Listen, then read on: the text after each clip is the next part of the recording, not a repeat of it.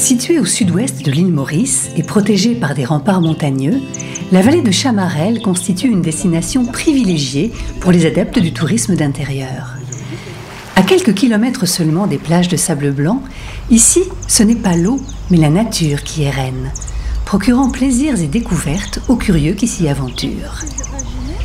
Témoignage de l'origine volcanique de l'île, la Terre des Sept Couleurs est un incontournable site touristique. Il n'accueille pas moins de 300 000 visiteurs par an. Ce lieu insolite a été découvert en 1879. Des dunes d'environ 15 mètres de hauteur, dont les couleurs varient du violet au marron et de l'ocre au rouge. La formation de cette terre provient d'un processus géologique étonnant. Elle a été formée par des coulées de lave dont le basalte a été lessivé pour faire place à de l'argile. Argile principalement composée de fer et d'aluminium. Le fer et l'aluminium ont pour habilité de se repousser mutuellement et de se regrouper inlassablement. Les 7 couleurs de la Terre peuvent ainsi se mélanger en cas de vent ou de pluie, mais les composants finiront toujours par se regrouper et la Terre retrouvera son état originel.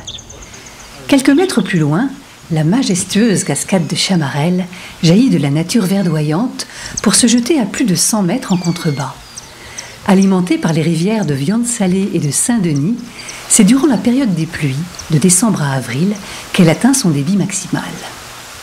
Mais ce qui est intéressant, c'est de voir la partie géologique du terrain qui se trouve à l'arrière de la cascade, parce qu'on peut apercevoir 2 coulées de lave. Donc la première, qui est une coulée qui date de l'ère bréchique, donc 8 à 10 millions d'années.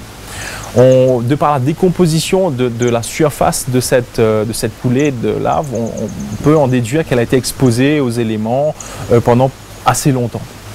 Et la coulée du dessus, donc, qui elle date de à peu près 3,5 millions d'années. J'allais prendre l'escalier. Pour explorer la richesse de cette nature de manière ludique, un parc de loisirs s'est implanté au milieu d'un immense domaine. Accessible à tous les membres de la famille, il permet d'allier aventure et découverte des espèces endémiques de l'île. Nous sommes situés sur le flanc de la montagne de Chamarel. Nous proposons des activités de type accrobranche. On trouve des épreuves comme des ponts suspendus, des passerelles, des tyroliennes et des ballons sur trapèze. Le parcours se fait entre les arbres, l'occasion pour les touristes de découvrir plusieurs espèces endémiques de l'île Maurice. Nous faisons très attention à respecter tant la nature que les animaux. Nous ne coupons jamais aucun arbre, nous ne faisons que de les utiliser. Ce parc d'aventure accueille chaque année de nombreux touristes, mais aussi des Mauriciens qui redécouvrent leur île sous un autre jour.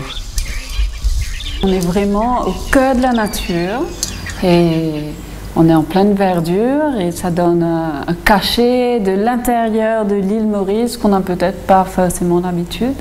Donc ça permet vraiment de faire un bain de nature où on voit un peu les arbres endémiques, où voilà, on peut profiter de ce côté agréable de vert et de frais. La vallée de Chamarel, traditionnellement agricole, est réputée dans l'île et même au-delà des frontières pour sa production de café, de fruits et, depuis quelques années, de rhum. Nous existons depuis 1996 comme compagnie agricole.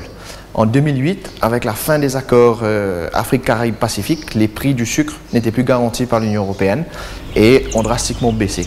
Donc à partir de 2008, nous nous sommes lancés donc dans la production du rhum agricole dans le but de venir valoriser la région qui d'ailleurs porte son nom au niveau de nos produits. Cette usine a la particularité d'être complètement intégrée. Seule la canne à sucre produite sur le domaine est utilisée. Les variétés ont été élaborées par l'Institut de recherche mauricien en collaboration avec celui de La Réunion. Tout le processus de fabrication du rhum se déroule sur place et de manière artisanale. La compagnie s'inspire des méthodes traditionnelles mauriciennes pour garantir un rhum agricole de qualité. Le rhum agricole, il est distillé à base de jus de canne de première pression et il sort à la colonne aux alentours de 70-72 degrés, ce qui laisse beaucoup de molécules non odorantes qui viennent donner ce goût qu'on connaît au rhum agricole. Un goût qui varie selon la durée de vieillissement du rhum. On a différentes situations de vieillissement. on a les tonneaux, on a les foudres et les ovales. Le rhum se fait vieillir à différents âges et le minimum d'âge qu'on peut vieillir pour avoir un rhum de paille, c'est 18 mois. On vient aussi regarder. Cette période peut s'allonger jusqu'à 3, 4, voire 6 ans pour les rhums vieux. Tous les 6 mois, des analyses sont faites pour s'assurer du bon déroulement du processus. La quantité d'évaporation et la couleur du rhum sont des éléments significatifs. C'est au cours du vieillissement que le rhum prendra tout son arôme.